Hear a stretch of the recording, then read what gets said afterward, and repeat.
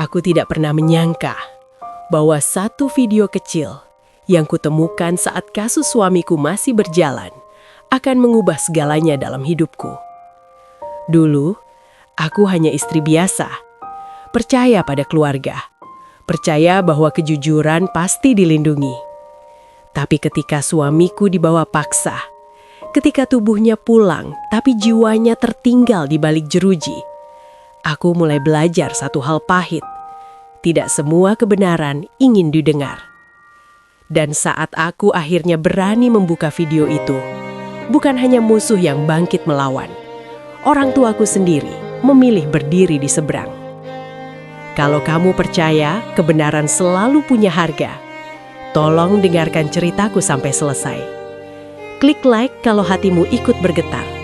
Subscribe supaya kamu tidak terlewat bagian akhirnya. Dan tulis di komentar, apa yang akan kamu lakukan jika berada di posisiku.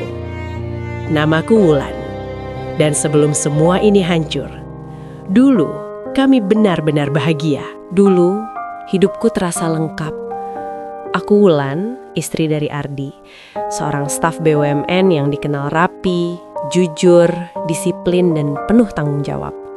Setiap pagi, ia berangkat kerja dengan kemeja disetrika sendiri, dan setiap sore pulang membawa cerita kecil tentang kantornya. Kami tinggal di rumah yang cukup besar. Bukan istana, tapi cukup untuk menampung tawa. Di garasi terparkir mobil baru, hasil kerja keras bertahun-tahun, dan di ruang tengah ada satu hal yang paling kami banggakan. Anak kami, Bima. Bima adalah dunia kami. Setiap akhir pekan, Pak Ardi selalu menyempatkan diri mengajaknya bermain, meski hanya di halaman rumah. Aku sering berdiri di teras, menatap mereka berdua sambil berpikir, ternyata bahagia itu sesederhana ini. Aku bersyukur pada Tuhan, pada hidup, dan pada keluarga besar yang dulu terlihat hangat dan saling mendukung. Aku tidak pernah curiga. Tidak pernah berpikir bahwa orang-orang yang duduk semeja dengan kami, tertawa bersama, kelak akan menjadi bagian dari runtuhnya hidup kami. Saat itu aku yakin satu hal. Selama kami jujur, bekerja dengan benar dan tidak menyakiti siapapun, kami akan baik-baik saja. Ternyata aku salah. Dan kesalahan itu baru benar-benar terasa saat suamiku pulang suatu malam dengan wajah yang tidak pernah kulihat sebelumnya. Saat itu aku pikir hidup kami sudah lengkap. Aku belum tahu kejujuran Ardi akan menjadi hal pertama yang mulai merenggut semuanya. Ardi bukan tipe orang yang bisa pura-pura tidak tahu.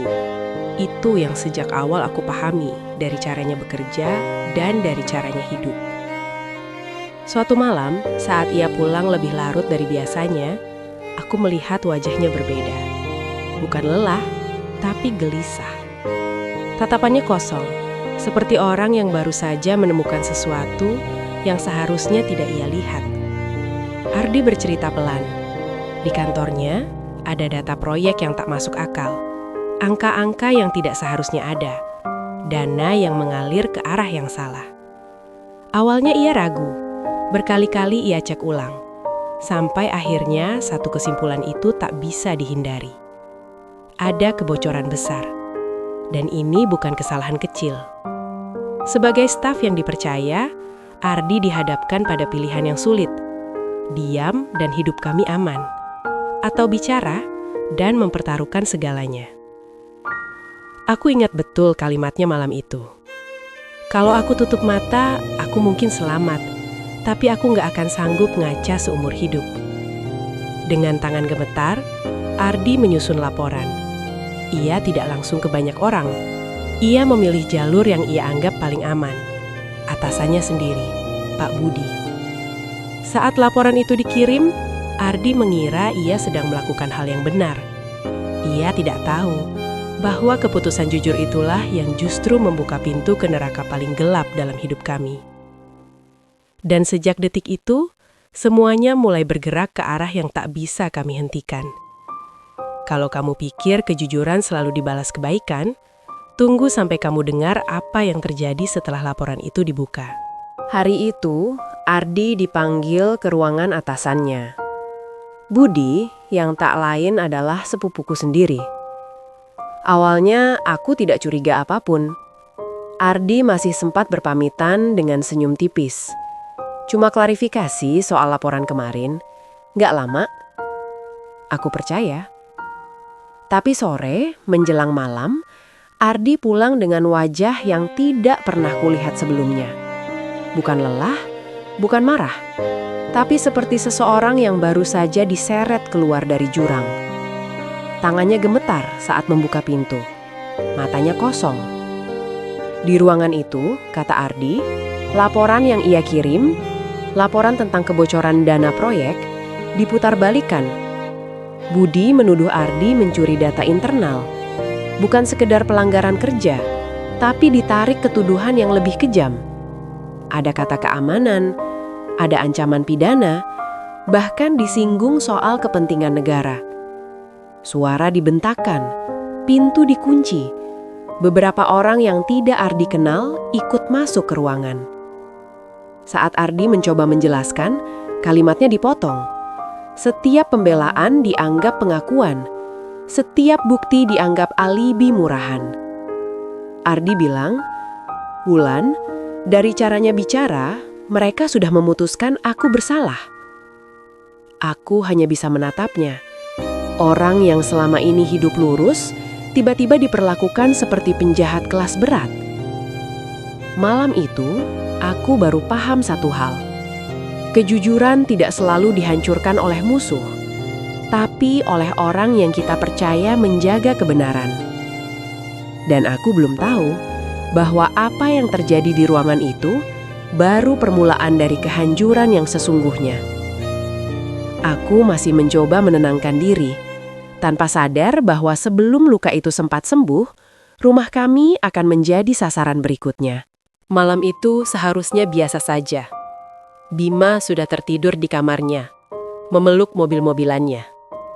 Aku dan Ardi masih terjaga, berbicara pelan tentang apapun. Tentang sekolah Bima, tentang cicilan, tentang rencana yang kami pura-pura masih punya.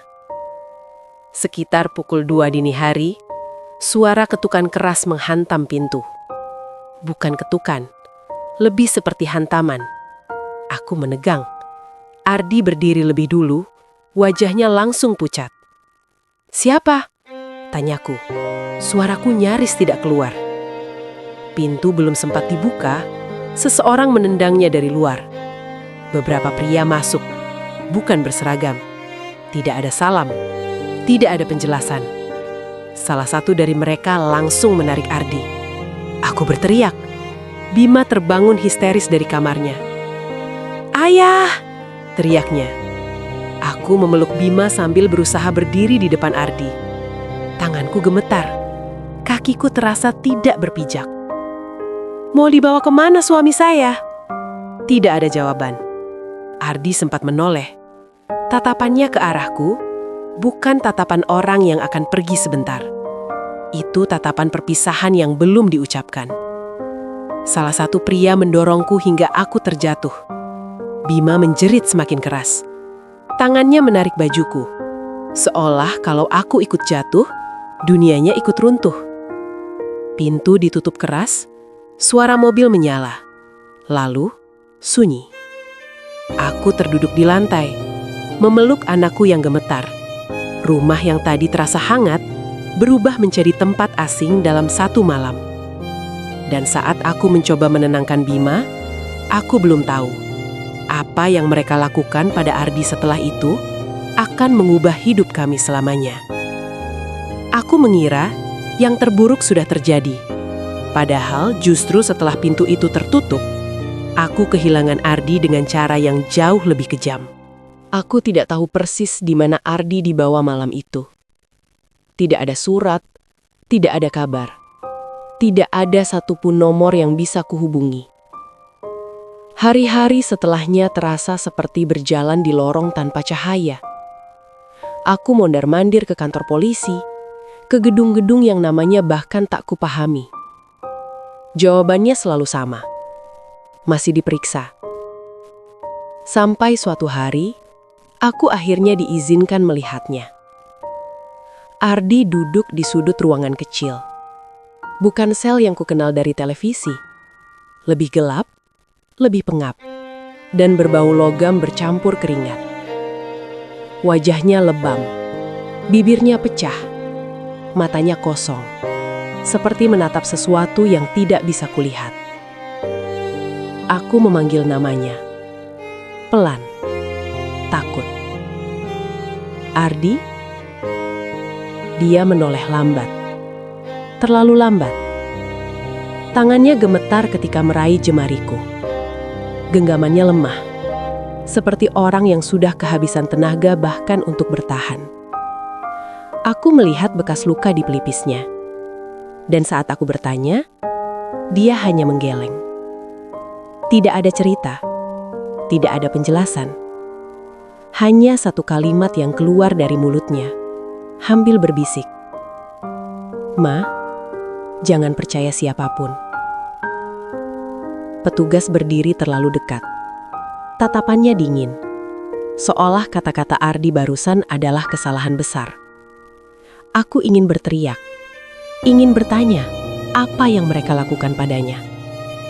Tapi udara di ruangan itu seperti menekan dadaku. Saat waktu kunjungan habis, Ardi dibawa pergi. Dan di detik itu, aku belum tahu bahwa benturan-benturan di ruangan gelap itu telah merusak sesuatu di kepalanya. Sesuatu yang tak akan pernah pulih sepenuhnya. Aku masih berharap semua ini hanya soal waktu. Padahal luka yang tak terlihat sedang bersiap mengubah masa depan kami tanpa izin. Ardi akhirnya dipulangkan. Bukan sebagai orang bebas sepenuhnya, tapi sebagai seseorang yang menunggu proses. Aku menjemputnya dengan harapan yang kupaksa tetap hidup. Kupikir, selama dia kembali ke rumah, kami masih punya kesempatan untuk memperbaiki semuanya. Aku salah. Di hari ketiga, Ardi jatuh di kamar mandi. Bukan terpleset biasa, kakinya seperti lupa cara menopang tubuhnya sendiri. Aku panik. Bima menangis. Dan untuk pertama kalinya, aku melihat ketakutan murni di mata suamiku. Di rumah sakit, dokter berbicara pelan tapi tegas. Trauma otak, benturan keras berulang, saraf motorik terganggu. Ada kemungkinan permanen, katanya. Kata itu menempel di kepalaku seperti paku. Sejak hari itu, Ardi berubah. Bukan hanya tubuhnya, cara dia menatap, cara dia diam terlalu lama sebelum menjawab. Kadang dia menatap tembok berjam-jam. Kadang dia marah tanpa sebab. Kadang dia lupa hal-hal kecil yang dulu sepele. Dan yang paling menyakitkan, dia sadar dirinya berubah. Aku beban ya, Wul. Pertanyaan itu keluar begitu saja suatu malam. Aku memeluknya, menggeleng, berbohong dengan sepenuh hati. Pekerjaannya otomatis hilang. Kasusnya belum selesai. Nama baiknya hancur.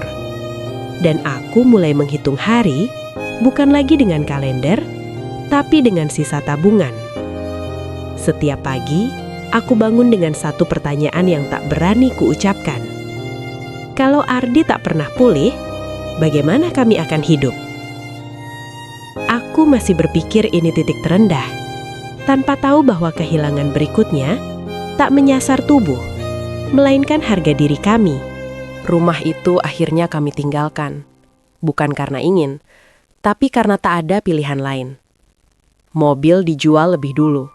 Lalu perhiasanku, menyusul beberapa barang yang dulu kami beli tanpa banyak berpikir.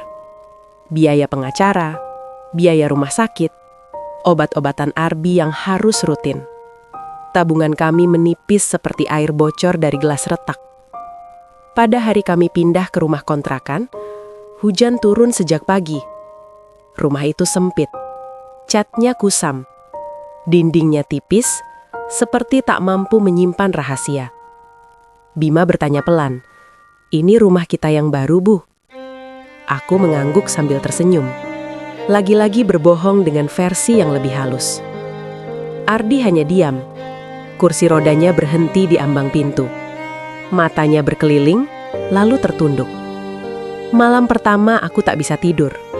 Suara tetangga, suara motor lewat, dan suara pikiranku sendiri.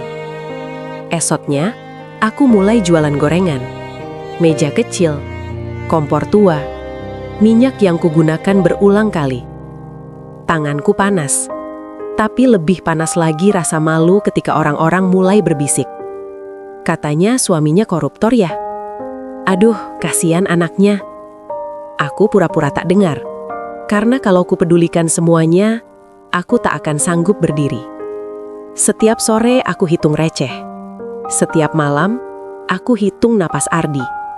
Takut jika suatu hari aku bangun dan semuanya sudah terlambat. Kupikir kehilangan harta sudah cukup menghukum, tanpa menyadari bahwa luka berikutnya datang dari mereka yang seharusnya menjadi tempatku pulang. Mereka datang sore itu tanpa kabar. Pak Usman dan Bu Siti, orang tuaku sendiri, berdiri di depan pintu kontrakan, membawa wajah yang dulu terasa hangat, tapi kini seperti asing. Aku tahu tujuan mereka bukan untuk menanyakan kabar Ardi, apalagi menenangkan hati. Cara mata mereka menyapu dinding lembab dan lantai sempit sudah cukup menjawab segalanya. Ibu duduk tanpa melepas tasnya. Bapak berdiri, menatap Ardi yang terbaring dengan pandangan dingin. Bukan iba, lebih mirip kecewa. Beginilah akibatnya kalau terlalu sok bersih, kata bapak pelan tapi tajam. Keluarga kita jadi bahan omongan. Aku menelan ludah. Kalimat itu seperti menampar. Ibu menimpali, suaranya datar seolah sedang membahas orang lain. Kami sudah susah payah jaga nama baik. Kamu malah bikin semua orang malu. Aku ingin berteriak, ingin mengatakan bahwa Ardi bukan penjahat, bahwa semua ini salah. Tapi lidahku keluh. Setiap kata yang ingin keluar terasa sia-sia. Mereka tidak datang untuk mendengar. Mereka datang untuk menghakimi. Ibu melirik dagangan gorengan di sudut ruangan. Kalau dari awal kamu nurut, hidupmu tidak akan sejauh ini jatuh, katanya. Bapak mengangguk pelan. Sudahlah, terima saja. Jangan bikin keributan lagi.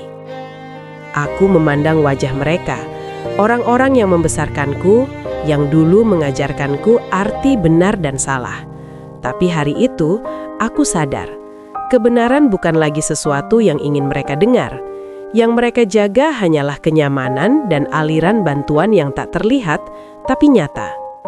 Saat pintu tertutup di belakang mereka, dadaku sesak. Bukan karena kata-kata mereka, melainkan karena satu kenyataan pahit. Aku baru saja kehilangan tempat pulang. Dan aku belum tahu, kehilangan itu hanyalah awal dari luka yang jauh lebih dalam, yang akan menyeretku ke pilihan yang tak bisa ditarik kembali. Aku datang ke rumah besar itu dengan langkah yang terasa lebih berat dari biasanya. Rumah peninggalan kakek, tempat keluarga besar biasa berkumpul, hari itu dipenuhi mobil-mobil mahal yang berjejer rapi. Dari luar saja sudah terasa, ini bukan lagi rumah yang dulu menyambut siapapun dengan tangan terbuka. Di ruang tengah, semua kursi tersusun menghadap satu arah. Di sanalah Budi duduk, dikelilingi paman, bibi, dan sepupu yang tertawa lebar. Suaranya lantang, ceritanya tentang proyek, tentang keberhasilan, tentang bagaimana hidup bisa naik kelas kalau tahu cara bermain.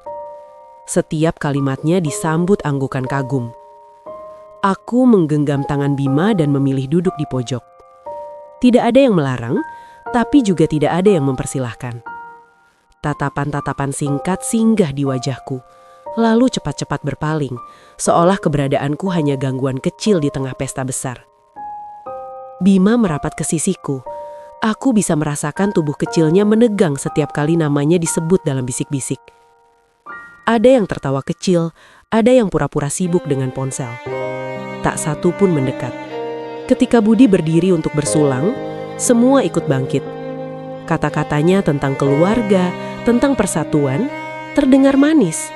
Terlalu manis. Aku menunduk. Di kepalaku hanya ada satu bayangan. Ardi terbaring lemah di rumah kontrakan, Sementara di sini namanya diperlakukan seperti noda yang tak pantas disebut. Aku sadar, di ruangan itu, kehormatan keluarga sudah memilih tuannya. Dan aku bukan bagian dari pilihan itu. Saat tepuk tangan kembali menggema, jantungku justru berdetak lebih cepat. Karena aku mulai mengerti, diam di tempat seperti ini perlahan bisa mengubah seseorang menjadi pengkhianat bagi orang yang paling ia cintai. Bima pulang lebih cepat dari biasanya sore itu. Seragam putihnya kusut, satu kancing lepas, dan sepatunya basah entah oleh apa. Ia berdiri di ambang pintu kontrakan tanpa suara, tasnya masih menggantung di bahu kecilnya. "Ada apa, Nak?" tanyaku pelan. Ia tidak langsung menjawab. Baru setelah aku berjongkok dan memeluknya, tubuhnya bergetar. Tangisnya pecah begitu saja, seperti bendungan yang tak sanggup lagi menahan air. "Mama, mereka bilang Papa pencuri," katanya terputus-putus. "Katanya Papa masuk penjara karena ambil uang orang. Terus, mereka dorong aku." Duniaku seakan berhenti bergerak. Aku menahan nafas, berusaha tetap tenang meski dadaku terasa diremas. Aku membersihkan debu di lututnya, merapikan kerah bajunya, melakukan hal-hal kecil agar tanganku tidak gemetar. "Siapa yang bilang begitu?" Bima menggeleng. "Teman-teman. Mereka bilang om mereka yang kaya itu cerita ke orang tua mereka." Aku memejamkan mata. Nama itu tidak perlu disebut, tapi aku tahu persis siapa yang ia maksud. Aku memeluk Bima lebih erat, seolah tubuhku bisa menjadi perisai dari semua kata kejam di luar sana. "Mama, Papa beneran jahat ya?" tanyanya lirih. Pertanyaan itu menusuk lebih dalam daripada hinaan manapun. Aku menggeleng cepat. "Tidak. Papa orang baik. Ingat itu." Malam itu, setelah Bima tertidur dengan mata sembab, aku duduk sendirian di lantai kontrakan. Untuk pertama kalinya, aku merasa fitnah itu bukan lagi tentang Ardi atau aku. Ia sudah sampai pada anak kami. Dan saat kebohongan mulai meracuni pikiran seorang anak, aku tahu, diam bukan lagi pilihan yang aman. Malam itu rumah terasa terlalu sunyi. Bukan sunyi yang menenangkan, tapi sunyi yang menekan dada. Jam dinding berdetak lebih keras dari biasanya, seolah sengaja mengingatkanku bahwa waktu terus berjalan, sementara hidup kami seperti berhenti di tempat. Aku memandangi Ardi yang duduk di sudut ruangan. Punggungnya membungkuk, tatapannya kosong. Ia belum banyak bicara sejak kejadian Bima sore tadi. Tangannya sibuk membuka dan menutup ponsel. Bukan untuk membaca pesan, tapi seperti mencari alasan agar tidak menatap kenyataan. "Aku gagal, Wulan," katanya akhirnya. Suaranya serak. Aku menoleh. "Gagal apa?" "Sebagai suami, sebagai ayah." Aku ingin menyangkal, tapi kata-kata itu terlanjur jatuh di antara kami. Berat dan dingin. Aku duduk di sampingnya, cukup dekat untuk merasakan napasnya. Tapi tetap ada jarak yang tak kasat mata. "Kamu bukan gagal," kataku pelan. "Kita cuma lagi diuji." Ardi tertawa kecil, pahit. "Ujian macam apa yang bikin anak kita dipermalukan?" Aku tak menjawab. Karena di kepalaku pertanyaan yang sama terus berputar. Aku teringat wajah Bima, cara ia menunduk saat bercerita. Seolah rasa malu itu miliknya, bukan orang dewasa yang menciptakannya. Malam semakin larut. Dari kamar terdengar napas Bima yang sudah teratur. Aku berdiri, menutup pintu perlahan, lalu kembali duduk di lantai. Di sana, tanpa rencana, air mataku jatuh, satu persatu. Aku sadar, selama ini aku terlalu sibuk bertahan. Bertahan agar terlihat kuat. Bertahan agar semua baik-baik saja. Padahal mungkin ada sesuatu yang seharusnya aku lakukan sejak lama. Karena ketika sebuah keluarga dipaksa diam terlalu lama, selalu ada satu titik di mana diam justru berubah menjadi luka yang lebih dalam. Pagi datang tanpa membawa kelegaan. Cahaya matahari masuk lewat celah jendela, memantul di lantai yang dingin. Aku sudah bangun sejak subuh. Duduk sendirian di meja makan, menatap secangkir teh yang tak tersentuh. Ardi masih tidur di kamar. Tidurnya gelisah. Beberapa kali ia mengerang pelan, seperti sedang berlari dari sesuatu yang tak bisa ia sebutkan bahkan dalam mimpi. Aku tak membangunkannya. Ada batas yang tak berani kulewati pagi itu. Bima bersiap ke sekolah dengan wajah murung. Ia tak banyak bertanya, tak banyak bicara. Hanya mengangguk saat aku merapikan kerah seragamnya. "Ibu jemput lebih cepat hari ini," kataku. Meski belum tahu bagaimana caranya. Ia menatapku sebentar. Ada ragu di matanya. Lalu ia mengangguk lagi. Aku tahu, ia tak sepenuhnya percaya. Tapi ia memilih diam, seperti kami semua. Setelah mereka pergi, rumah kembali kosong. Dan disitulah, untuk pertama kalinya, aku mengakui sesuatu pada diriku sendiri. Aku tidak bisa terus menunggu keadaan membaik dengan sendirinya. Aku mengambil map coklat dari lemari. Isinya berantakan. Fotokopi berkas, catatan tangan, potongan kronologi yang selama ini kupelajari diam-diam. Semua tentang kasus itu. Tentang fitnah, tentang kebohongan yang dibungkus rapi. Tanganku gemetar saat membuka halaman demi halaman. Aku takut, bukan pada kebenaran, tapi pada konsekuensinya. Karena jika aku melangkah lebih jauh, aku tak hanya berhadapan dengan orang luar. Aku mungkin harus berhadapan dengan keluarga sendiri. Dan di titik itu, aku baru benar-benar paham. Beberapa keputusan tidak pernah diumumkan dengan suara keras. Ia lahir dalam sunyi, lalu perlahan mengubah arah hidup seseorang tanpa bisa ditarik kembali. Siang itu, aku memberanikan diri membuka kembali ponsel lama Ardi. Benda itu sudah lama kusimpan di laci, mati, tanpa kartu. Dulu aku takut menyentuhnya. Takut menemukan sesuatu yang justru memperberat pikiranku. Tapi hari itu, ketakutan terasa lebih ringan dibanding rasa penasaran. Aku mengisi dayanya, menunggu layar menyala perlahan. Ada rasa aneh melihat nama Ardi muncul sebagai wallpaper. Foto kami berdua diambil jauh sebelum semua ini terjadi. Saat kami masih percaya hidup berjalan lurus, asal kita jujur. Jari-jariku menelusuri galeri. Banyak foto kantor, dokumen, papan proyek. Aku hampir menyerah, hampir menutupnya kembali. Sampai aku menemukan satu folder yang tak pernah kulihat sebelumnya. Namanya sederhana, terlalu sederhana. Backup. Di dalamnya ada beberapa video pendek.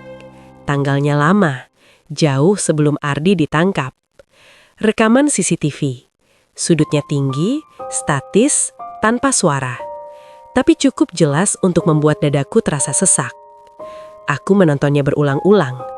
Seseorang masuk ke ruangan arsip, membuka laci, mengambil map. Wajahnya tak asing. Aku menghentikan video sebelum selesai. Tanganku dingin, kepalaku berdenyut. Ini bukan sekedar bukti. Ini pintu yang mengarah ke masalah jauh lebih besar. Aku sadar, sejak momen itu, aku sudah melewati satu garis yang tak terlihat. Garis antara istri yang menunggu dan seseorang yang mulai mencari kebenaran. Sore harinya, Bapak menelpon. Suaranya datar, singkat. Menanyakan kabar, tak menyebut Ardi, tak menyinggung apapun. Aku menjawab seperlunya, menutup telepon dengan senyum palsu yang bahkan tak bisa kulihat sendiri. Karena di dalam hati, aku tahu, apa yang baru kutemukan tidak hanya akan menyeret satu nama. Dan jika aku terus melangkah, akan ada orang-orang yang berharap aku berhenti di sini, sebelum semuanya terlanjur terbuka. Malam itu, aku tak langsung memberitahu siapapun, bahkan Ardi. Aku duduk lama di tepi ranjang, ponsel itu tergeletak di sampingku seperti benda terlarang. Bukan karena aku ragu dengan apa yang kulihat, Tapi karena aku mulai mengerti satu hal, kebenaran tak selalu datang sendirian. Ia sering diikuti konsekuensi. Ardi tertidur dengan nafas yang tak pernah benar-benar tenang sejak kejadian itu. Kadang tubuhnya tersentak kecil, seolah pikirannya berlari lebih cepat dari kesadarannya. Aku menatap wajahnya, mencoba menimbang. Apakah aku melindunginya dengan diam atau justru mengkhianatinya dengan menunda? Keesokan harinya aku mulai bergerak pelan, bukan ke kantor polisi, bukan ke pengacara. Aku memilih jalur yang lebih sunyi, menghubungi satu persatu orang lama yang pernah bekerja bersama Ardi. Bukan bertanya langsung, hanya membuka percakapan, mengingatkan masa lalu, membiarkan mereka bicara sejauh yang mereka mau. Jawabannya hampir seragam, terpotong, hati-hati, terlalu umum. Aku nggak mau terlibat, Wulan. Udah lama, ngapain dibuka lagi? Kamu yakin ini aman? Tidak ada yang bilang tidak tahu, tapi tak satu pun berani bilang iya. Disitulah aku mulai sadar, yang mencurigakan bukan hanya apa yang terjadi dulu, tapi bagaimana semua orang memilih diam dengan pola yang sama. Terlalu rapi, terlalu kompak, seperti ada kesepakatan tak tertulis untuk melupakan sesuatu yang seharusnya diingat. Sore itu, aku kembali membuka video di ponsel lama itu. Kali ini sampai selesai. Aku perhatikan detail kecil yang sebelumnya terlewat. Jam dinding, pantulan kaca, bayangan seseorang lain yang sempat lewat sekilas. Ada saksi, atau setidaknya pernah ada. Dan saat aku menyadari itu, aku juga paham satu hal lain. Jika aku berhenti sekarang, semuanya akan kembali terlihat normal. Tapi jika aku melangkah satu langkah lagi, aku tak akan bisa berpura-pura tidak tahu, bahkan pada diriku sendiri. Langkah berikutnya terasa lebih berat. Bukan karena aku tak tahu harus kemana, tapi karena aku tahu resikonya mulai nyata. Aku mendatangi tempat lama Ardi dulu bekerja, gedung yang dari luar tampak biasa, tapi menyimpan terlalu banyak cerita yang ingin dilupakan. Aku tak masuk sebagai pencari kebenaran. Aku masuk sebagai istri yang pura-pura butuh kejelasan administrasi. Senyumku dijaga, suaraku dibuat serendah mungkin. Orang-orang di resepsionis ramah, tapi mata mereka terlalu cepat menghindar saat ku sebut nama Ardi. Ada berkas lama, mungkin masih tersimpan, kataku pelan. Mereka saling pandang, hanya sepersekian detik, tapi cukup. Seorang staf mengajakku ke ruangan arsip. Bau kertas tua dan pendingin ruangan menyambutku. Rak-rak besi berdiri rapi, tapi ada satu bagian yang terlihat lebih kosong dari seharusnya. Seperti ada sesuatu yang sengaja dipindahkan, bukan dimusnahkan. Aku bertanya lagi, kali ini jawabannya berubah. Untuk berkas tertentu, sudah bukan kewenangan kami. Kalimat itu terdengar netral, tapi nadanya bukan penolakan biasa. Ada jarak, ada ketakutan yang disembunyikan di balik profesionalisme. Dalam perjalanan pulang, aku memutar ulang semua yang kudapat hari itu. Bukan fakta, tapi pola. Diam yang seragam, jawaban yang disederhanakan, ruang kosong di tempat yang seharusnya penuh. Malamnya, Ardi terbangun dan bertanya kenapa aku terlihat lelah. Aku hampir mengatakan semuanya. Hampir. Tapi aku menahan diri. Bukan karena rahasia itu tak penting, melainkan karena aku ingin memastikan satu hal dulu. Apakah yang sedang kuhadapi ini kesalahan individu atau sistem yang melindungi dirinya sendiri? Aku menatap ponsel di tanganku lagi. Video itu masih ada. Dan kini aku tahu, bukan hanya kebenaran yang disembunyikan, tapi juga alasan mengapa tak semua orang ingin ia muncul ke permukaan. Keesokan paginya, sesuatu berubah. Bukan di rumah, bukan pada Ardi, tapi di caraku dilihat orang lain. Pemilik kontrakan yang biasanya menyapa, hari itu hanya mengangguk singkat. Tukang galon tak lagi bercanda. Bahkan pesan singkat dari tetangga yang biasa menanyakan kabar, mendadak berhenti. Awalnya kupikir aku terlalu sensitif, sampai sebuah amplop coklat terselip di bawah pintu. Bukan surat resmi, tak ada kop, tak ada stempel. Hanya selembar kertas dengan kalimat pendek, dicetak hitam putih. Hentikan apa yang sedang kamu cari. Tanganku gemetar saat membacanya. Bukan karena ancamannya keras, tapi karena ia terlalu sederhana. Seolah pengirimnya yakin aku paham betul maksudnya. Aku duduk lama di lantai, punggung bersandar ke pintu. Pikiranku berlari kemana-mana. Siapa yang tahu? Sejauh apa mereka memperhatikan? Sejak kapan? Ponselku bergetar. Nomor tak dikenal. Aku biarkan berdering. Lalu berdering lagi. Dan lagi. Saat akhirnya ku angkat, tak ada suara. Hanya napas pelan di seberang sana, lalu sambungan terputus. Sore itu, aku sadar satu hal. Langkahku sudah terlihat. Dan sejak itu, tak ada lagi jalan mundur yang aman. Aku memandangi Ardi yang tertidur di sofa. Wajahnya tenang. Tak tahu bahwa dunia di luar rumah kecil ini sedang bergerak terlalu cepat. Aku ingin melindunginya. Tapi untuk pertama kalinya, aku tak yakin caranya adalah dengan diam. Aku membuka ponsel, menatap folder tersembunyi itu lagi. Video yang sama, bukti yang sama, dan sebuah pertanyaan yang kini tak bisa kuhindari. Jika aku berhenti sekarang, apa yang sebenarnya sedang kulindungi? Keselamatanku atau kebohongan mereka? Aku menutup layar. Keputusan itu belum kuambil, tapi waktuku untuk berpura-pura tak tahu jelas sudah hampir habis. Malam itu hujan turun tanpa jeda. Atap seng kontrakan berisik, seperti ikut menekan kepalaku yang sudah penuh. Ardi masih tertidur. Aku duduk di sampingnya, memastikan napasnya teratur, lalu pelan-pelan menjauh agar tak membangunkannya. Ponselku kembali bergetar. Kali ini bukan nomor asing. Namanya membuat dadaku mengeras seketika. Aku menatap layar cukup lama sebelum mengangkatnya. Ada jeda sunyi beberapa detik, lalu sebuah suara perempuan terdengar. Tenang, terlalu tenang.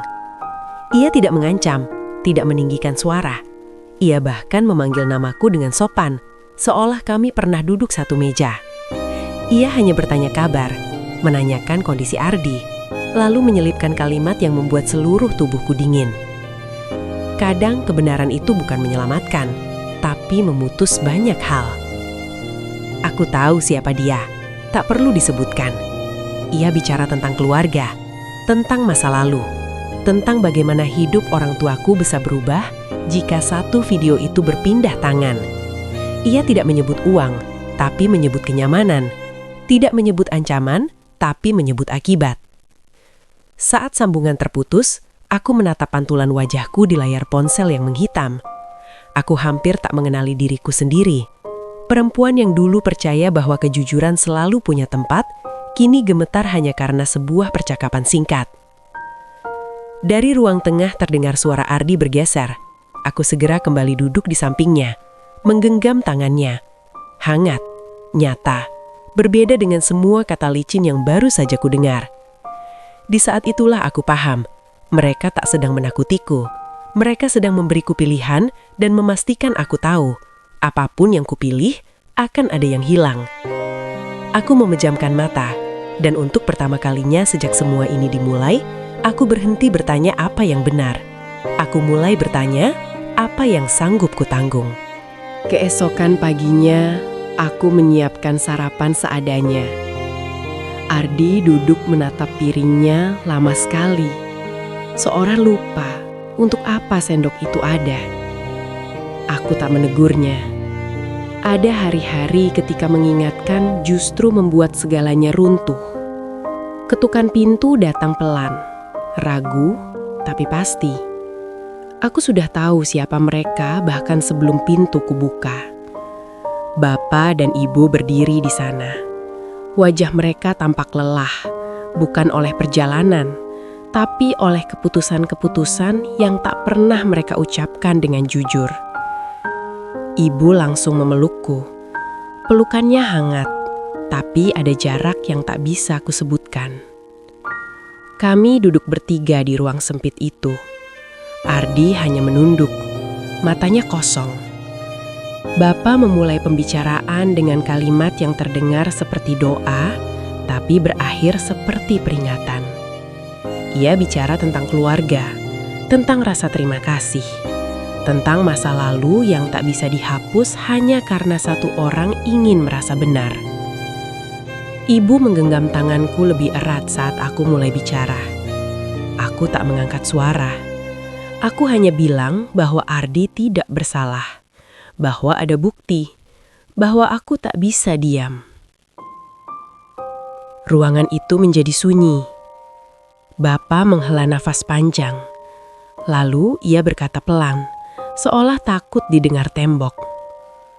Kalau kamu lanjut, hidup kami bisa hancur. Kalimat itu menghantamku lebih keras dari ancaman manapun. Karena untuk pertama kalinya, kebenaran tidak berdiri sendirian. Ia membawa konsekuensi yang wajahnya sangat kukenal. Ibu menunduk. Tangannya perlahan melepas genggamanku. Saat mereka pamit, tak ada teriakan, tak ada makian. Hanya pintu yang tertutup perlahan, meninggalkan ruang yang terasa lebih sempit dari sebelumnya. Aku menatap Ardi. Ia menoleh padaku, seolah ingin memastikan aku masih di sini. Dan saat itu aku sadar, keputusan terberat bukan tentang benar atau salah, tapi tentang siapa yang kamu siap untuk kehilangannya saat semuanya mulai bergerak. Malam itu, rumah kontrakan terasa lebih sunyi dari biasanya. Bukan karena tak ada suara, tapi karena terlalu banyak yang kupikirkan. Nafas Ardi terdengar berat dari kamar. Kadang terputus, kadang terlalu panjang, seperti orang yang tersesat di mimpinya sendiri. Aku duduk di tepi ranjangnya, memandangi wajah yang dulu selalu yakin. Wajah yang dulu pulang membawa cerita kantor, tawa kecil dan rencana-rencana sederhana tentang masa depan. Sekarang, wajah itu sering kosong. Bukan karena ia tak peduli, tapi karena ada bagian dari dirinya yang direnggut paksa. Tanganku gemetar saat merapikan selimutnya. Selama ini, aku selalu mengira pengorbanan adalah bentuk cinta tertinggi. Mengalah pada orang tua, menjaga nama keluarga, menelan luka sendiri agar semua tetap baik-baik saja.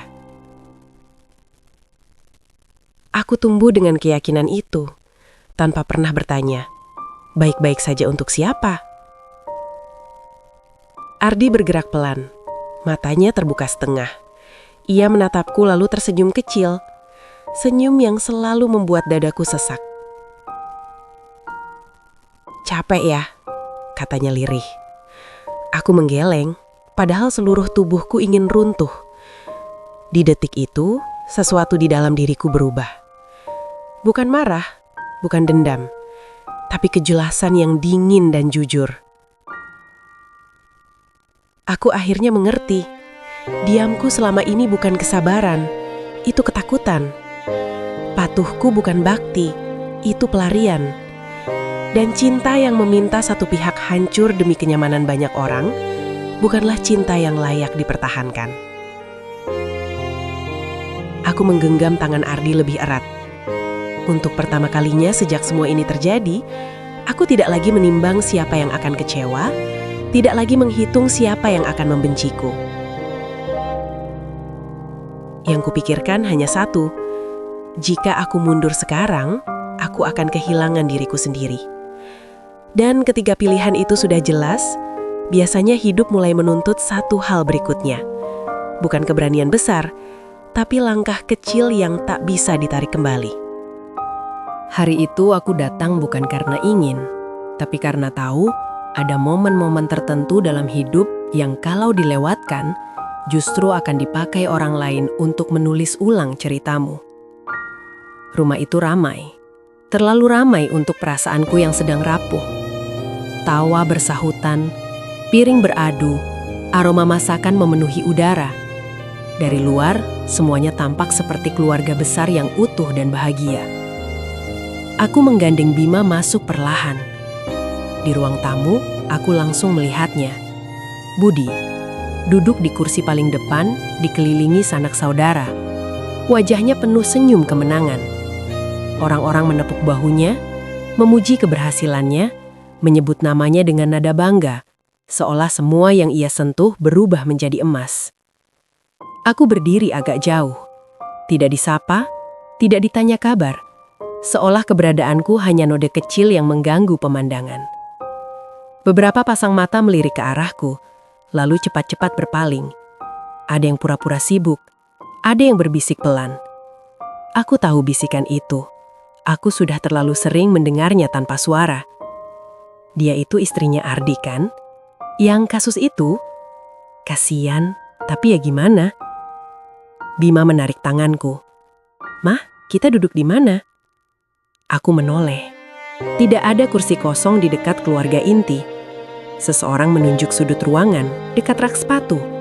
Aku mengangguk, lalu mengajak Bima ke sana. Duduk di pojok. Seperti tempat yang memang disediakan untuk orang-orang yang tak lagi dianggap bagian dari cerita utama. Dari kejauhan aku melihat Budi tertawa lepas. Dan di detik itu, aku sadar, aku sedang berada di tempat yang tepat untuk melihat semuanya dengan jelas. Karena kadang, kebenaran baru benar-benar terlihat saat kita ditempatkan paling pinggir. Aku menarik napas panjang sebelum berdiri dari sudut ruangan itu. Jantungku berdetak terlalu cepat untuk ukuran acara keluarga. Tapi wajahku harus tetap tenang. Tidak boleh ada yang curiga. Tidak boleh ada yang membaca niat di balik langkah kakiku. Aku menghampiri Tante Kartini, Ibu Budi, yang sejak tadi sibuk menyambut tamu dengan senyum lebar. Perhiasan di tangannya berkilau, suaranya lantang, seperti orang yang tak pernah kekurangan apapun dalam hidup. Tan, kataku pelan, sopan. Boleh Bima main sebentar sama sepupu-sepupunya? Dari tadi dia duduk terus. Tante Kartini menoleh ke arah Bima, lalu tersenyum. Senyum yang ramah, tapi dingin. Oh, boleh. Anak-anak lagi main di kamar belakang. Biar sekalian rame. Aku mengangguk. Terima kasih, Tan. Bima menatapku sejenak, seperti ingin memastikan sesuatu. Aku membalas tatapannya, sedikit mengangguk. Cukup. Ia paham. Kami berjalan ke kamar itu. Lantai penuh mainan. Mobil-mobilan, robot, balok warna-warni. Anak-anak tertawa, berlarian tanpa beban. Dunia mereka masih terlalu polos untuk tahu betapa kejamnya orang dewasa. Aku duduk di pinggir, pura-pura memperhatikan. Tanganku meraih satu mainan, lalu yang lain. Sampai mataku berhenti pada satu benda kecil. Bentuknya biasa saja, tak mencolok. Tapi aku tahu persis apa yang tersembunyi di dalamnya. Tanganku gemetar, bukan karena ragu, tapi karena sadar, begitu benda itu berpindah tangan, tak ada lagi jalan pulang. Aku menoleh ke arah ruang tamu. Suara tawa masih ramai, tak satu pun mata mengarah ke kami. Aku menarik napas, lalu menukar mainan itu dengan yang baru. Gerakanku cepat, rapi, nyaris tanpa suara. Tak ada yang melihat. Dan justru itulah yang paling menakutkan. Karena mulai detik ini, bukan hanya rahasia yang berpindah tempat, nasib seseorang ikut berpindah bersamanya. Tanganku masih terasa dingin meski mainan itu sudah berpindah. Aku duduk beberapa detik lebih lama dari yang seharusnya, memaksa napasku kembali normal. Tidak boleh terburu-buru. Di rumah ini, setiap gerakan kecil bisa berarti bencana. Bima masih bermain, tertawa kecil seolah yang baru saja terjadi hanyalah pertukaran mainan biasa. Aku menatapnya dengan perasaan campur aduk, bangga, takut, sekaligus bersalah. Anak sekecil itu seharusnya memikirkan hal-hal sederhana, bukan menyimpan rahasia yang bisa menjatuhkan orang dewasa. Aku berdiri perlahan, merapikan kerudungku, menepuk-nepuk rok, memastikan tak ada yang tampak mencurigakan. Mainan baru yang kubeli dari sisa tabungan terakhir itu kini berada di tempat yang benar, menjadi penutup yang sempurna. Tidak ada yang akan menyadari perbedaannya. Tidak hari ini. Di ruang tamu, suara gelas beradu terdengar. Tawa semakin keras. Budi berdiri di tengah ruangan, dikelilingi pujian. Kata-kata berhasil, penyelamat keluarga, dan panutan bersaut-sautan. Aku ikut tersenyum, meski rasanya seperti menelan pecahan kaca.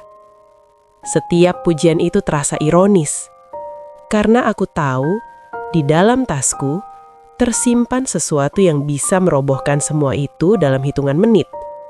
Bukan gosip, bukan dugaan, tapi potongan kenyataan yang selama ini disembunyikan rapat-rapat. Aku kembali duduk di kursiku semula. Tidak ada yang bertanya, tidak ada yang memperhatikan. Dan justru ketenangan itulah yang membuat dadaku semakin sesak.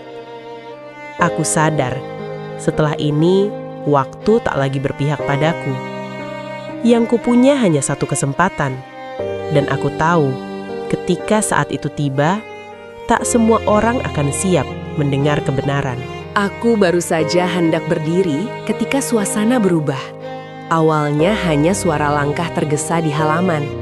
Lalu, pintu depan terbuka lebih keras dari biasanya. Percakapan terputus. Gelas-gelas berhenti terangkat di udara. Beberapa orang menoleh bersamaan. Aku ikut menoleh. Dan detik itu juga, aku tahu rencana ini tak lagi bisa dihentikan. Beberapa pria dan wanita berpakaian rapi masuk dengan wajah serius. Di belakang mereka, kulihat sosok yang tak asing. Om Hendra. Tatapannya lurus, tidak menyapaku. Tapi ada satu anggukan kecil yang cukup membuat lututku hampir lemas. Ruangan mendadak sunyi. Seseorang bertanya dengan suara bergetar. Ada apa ini? Tak ada jawaban. Salah satu dari mereka langsung menuju televisi besar di ruang tamu. Remote berpindah tangan. Layar yang tadi menampilkan slideshow keluarga mendadak gelap, lalu menyala kembali. Dan disitulah semuanya runtuh. Rekaman malam hari, gudang yang remang, sosok yang sangat kukenal, Budi. Gerakannya tergesa, wajahnya menoleh kiri kanan. Di belakangnya beberapa orang lain mengangkat kardus-kardus besar ke bak mobil. Sudut kamera jelas, waktu tercetak di layar. 1 detik, 2 detik. Suara desah tertahan terdengar dari berbagai sudut ruangan. Ibu Kartini menjatuhkan sendoknya. Beberapa sepupu berdiri tanpa sadar. Dan Budi, wajahnya memucat. Bibirnya terbuka, tapi tak satu kata pun keluar. Aku duduk diam, tidak bersorak, tidak menangis. Dadaku terasa kosong, seperti setelah badai besar berlalu dan hanya menyisakan puing-puing. Video itu terus berjalan, tidak memberi ruang untuk menyangkal, tidak memberi celah untuk berpura-pura. Dan di tengah keheningan itu, aku sadar satu hal. Kebenaran memang akhirnya muncul, tapi harga yang harus dibayar baru saja dimulai. Aku belum sempat mencerna apa yang kulihat ketika seseorang menyebutkan nama Budi dengan nada datar, namun tegas. Tangannya dipegang, tubuhnya ditarik sedikit menjauh dari kerumunan. Saudara Budi, kami minta ikut bersama kami. Kalimat itu terdengar sederhana, tapi dampaknya seperti ledakan. Ibu Kartini menjerit. Suaranya pecah, histeris, memanggil nama anaknya berulang-ulang. Beberapa kerabat maju refleks, lalu berhenti. Seolah baru sadar bahwa ini bukan sandiwara keluarga. Bukan konflik yang bisa diselesaikan dengan bisikan. Budi mencoba bicara. Kata-katanya tercekak. Tangannya gemetar saat borgol mengunci pergelangan tangannya. Bunyi klik itu kecil, tapi terasa menggema di kepalaku. Mataku tak lepas dari wajahnya. Bukan karena puas, bukan karena dendam, melainkan karena aku ingin memastikan satu hal, bahwa semua yang terjadi ini nyata. Ibu Kartini menoleh ke arahku. Tatapannya basah, penuh kemarahan. Kamu yang melakukan ini ya? Aku berdiri. Kakiku lemas, tapi aku memaksa tubuhku tegak. Aku hanya membuka apa yang selama ini ditutup. Jawabku pelan. Suaraku nyaris tak terdengar bahkan oleh diriku sendiri. Tak ada balasan. Hanya isak, periakan, dan langkah-langkah yang menyeret Budi keluar rumah yang tadi dipenuhi pujian. Saat pintu tertutup, suasana berubah jadi ruang kosong tanpa udara. Beberapa orang memalingkan wajah dariku. Yang lain menatap dengan sorot asing, seolah aku bukan keluarga lagi. Dan disitulah aku mengerti. Bagi mereka, yang bersalah bukan hanya Budi. Yang tak termaafkan adalah aku. Karena di keluarga ini, kebenaran bukanlah hal yang ditunggu, melainkan sesuatu yang menghancurkan segalanya. Malam itu aku pulang tanpa ucapan perpisahan. Tak ada yang menahan, tak ada yang memanggil namaku. Rumah besar yang dulu penuh suara, kini menutup pintunya rapat-rapat. Bukan hanya pintu kayu, tapi pintu hubungan. Di kontrakan kecil kami, lampu kuning menyala redup. Ardi terbaring di kasur tipis. Nafasnya pelan dan teratur. Wajahnya lebih tenang dibandingkan berbulan-bulan lalu, meski tubuhnya tak lagi sama. Separuh dirinya seperti tertinggal di tempat gelap yang tak bisa kujemput kembali. Bima duduk di lantai, menyusun mainannya dengan diam. Sesekali ia menoleh ke arah ayahnya, memastikan masih ada. Aku tahu, ketakutan terbesar anak itu bukan kemiskinan, melainkan kehilangan lagi. Kami makan malam tanpa banyak bicara. Nasi putih, telur dadar, sambal sederhana. Meja kecil itu tak pernah cukup menampung masa lalu kami. Tapi entah kenapa, malam itu terasa cukup. Ardi menatapku lama, lalu berkata lirih, "Maaf, aku bikin kamu kehilangan semuanya." Aku menggeleng. Tanganku menggenggam tangannya yang kaku. "Bukan semuanya," jawabku. "Kita masih punya yang paling susah dibeli." Ia tak bertanya apa. Mungkin ia sudah tahu. Sejak hari itu, tak ada lagi pesan dari bapak dan ibu. Tak ada undangan keluarga. Namaku seolah dihapus dari silsilah yang dulu kubanggakan. Aku kehilangan mereka. Secara resmi, tanpa surat. Tapi, setiap pagi aku bangun tanpa rasa malu. Setiap kali menatap mata anakku, aku tak perlu menjelaskan kebohongan. Dan setiap malam, aku tidur dengan satu keyakinan yang tak bisa dirampas siapapun. Bahwa hidup kami mungkin kecil, tapi berdiri di atas kebenaran. Dan itu mengubah segalanya. Selamanya. Kalau kamu masih di sini sampai akhir, mungkin karena ceritaku menyentuh sesuatu di hidupmu sendiri. Tak semua orang berani memilih jalan yang membuatnya kehilangan banyak hal sekaligus. Kadang, kebenaran memang tak memberi tepuk tangan, hanya ketenangan yang sunyi. Aku menceritakan ini bukan untuk dibenarkan, tapi supaya kamu tahu, kamu tidak sendirian jika pernah dihadapkan pada pilihan yang terasa tak adil. Kalau kisah ini membuatmu berpikir, merasa, atau mengingatkan seseorang, biarkan aku tahu, ungkapkan di kolom komentar. Suaramu mungkin tak terdengar keras, tapi ia sangat berarti.